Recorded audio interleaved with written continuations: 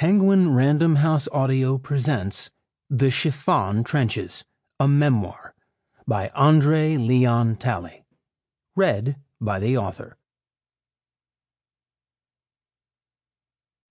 For Reverend Dr. Calvin O. Butts III, minister of the Abyssinian Baptist Church, New York City, in loving memory of Lee Bouvier Radziwill. How I got over, my soul looks back and wonders how I got over. Clara Ward. Introduction.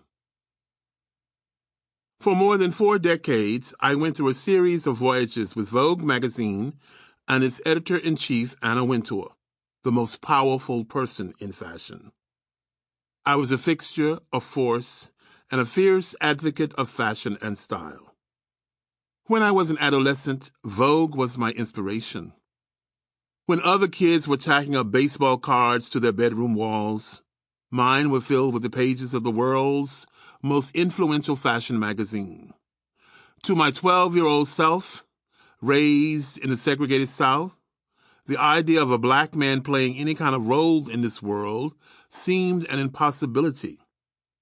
To think of where I've come from, where we've come from in my lifetime, and where we are today is amazing. And yet, of course, we still have so far to go. As I write this, I have just seen Beyonce Knowles Carter's September 2018 Vogue cover. It is, in some ways, another in a long line of fantastic images that made it through the meticulous process of becoming the cover of Vogue. And then, in other ways, it stands alone. That picture and what it represents is hugely important and significant. When you look at this cover and you know that Anna Wintour, whose exquisite taste has defined Vogue for decades, gave Beyonce creative control of her cover and cover story, that you start to understand its importance. And it was the September issue, the biggest issue in the yearly lineup. Beyonce is an incredible tsunami of talent and power. She cannot be defined through the cultural standards that define Vogue. Beyonce defines herself. When I first saw this cover, I knew it was history in the making. Chosen at Beyonce's suggestion, photographer Tyler Mitchell, at only 23 years old, became the first black man to shoot a cover image in the 125-year history of one of the most prestigious magazines to ever exist. Beyonce stands out on a lawn somewhere outdoors. No big, expensive studio. There is a flowing white sheet on a line, like laundry, as a backdrop. Besides the rococo fresh flower arrangement on her head, Beyonce's dressed simply in a long Gucci dress. Her makeup, natural. Her skin, moisturized, and her knees exposed and firmly together. No apologies or nuance or overt sexuality. That image conjures for me laundry drying in the fresh open air. Mitchell's photograph suggests the laundress, that bygone station delivering white linens to the white master's big white house. Crisp, immaculate whiteness. Cicely Tyson in the film Sounder, making money to feed her sharecropping family. My great-grandmother and grandmother doing the weekly laundry, backs bent and weary in fatigue, just another duty in line with their responsibility for the cleanliness is next to godliness creed that is part of humble living.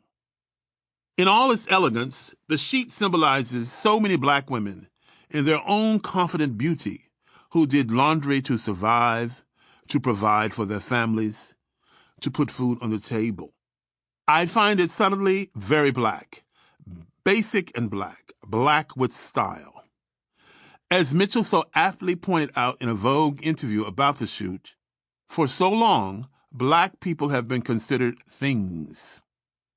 I see the influence of Carol Walker, Alice Walker, and Zora Neale Hurston, along with the unnamed armies of black mothers and maids working for whites to keep food on their tables.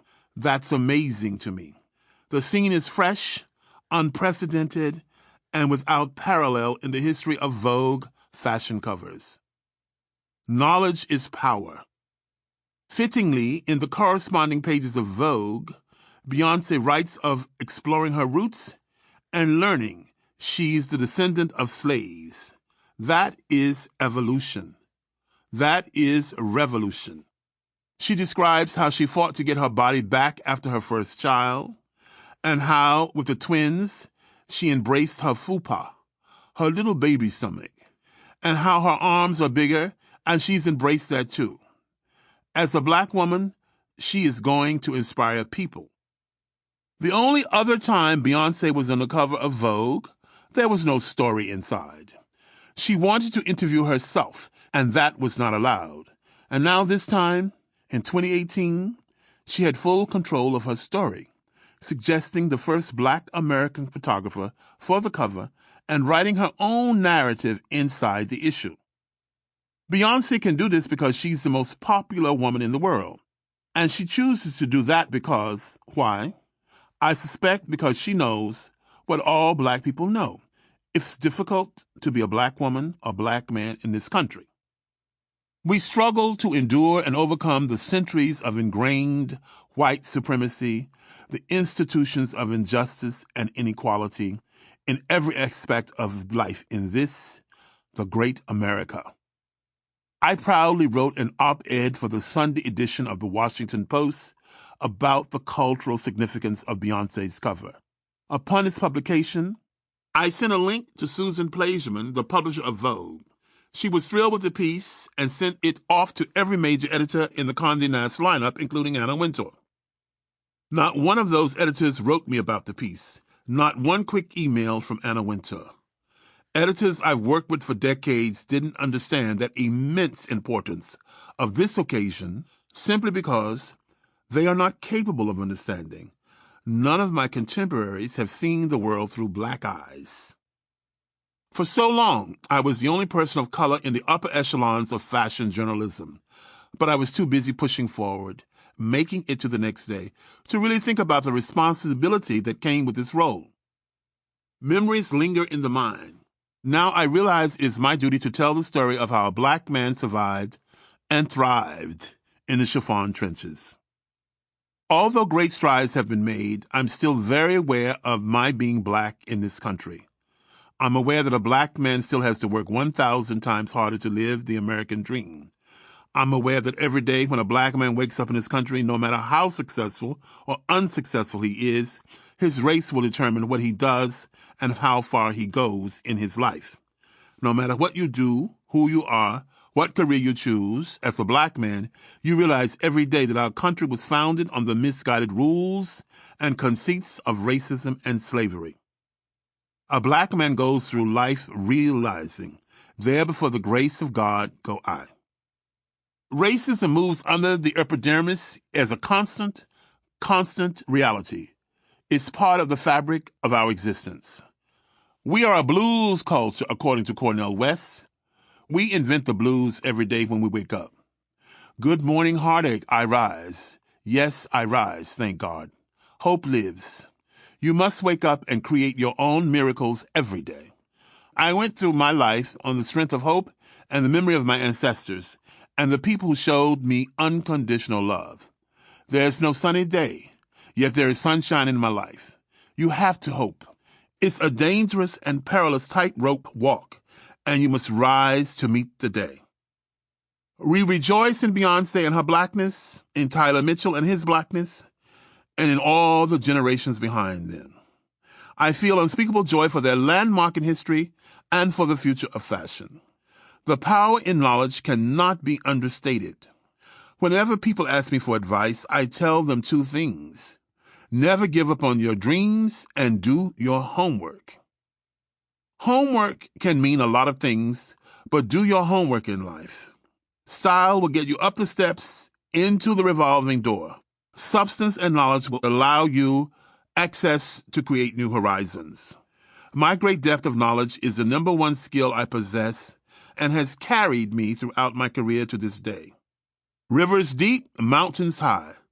All Sample complete. Ready to continue?